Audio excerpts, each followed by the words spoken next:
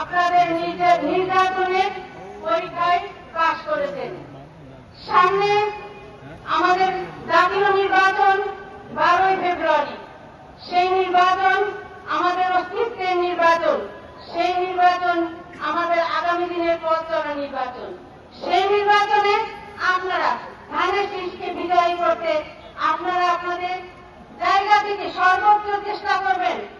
আর একটি বিষয় মনে রাখতে হবে, আমরা অনেকেই মনে করছি যে আমরা তো পাশ হয়ে যাব, কিন্তু আমাদের সামনে যে বড় চ্যালেঞ্জ রয়েছে সেটি হলো দীর্ঘদিন ধরে মানুষ ভোট সেন্টারে যায় নাই।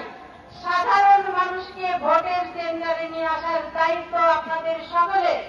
সেই চ্যালেঞ্জ মোকাবেলা এবং আমাদের বিরুদ্ধে যে ষড়যন্ত্র আছে সেই ষড়যন্ত্রকে মাথায় রেখে আমাদেরকে ইনশাআল্লাহ সর্বশক্তি দিয়ে এই নির্বাচনে বিজয় লাভ করতে হবে এবং আগামীর তারেক রহমানের আগামীর বাংলাদেশ গড়ার কাজে আপনারা শরীক থাকতে হবে।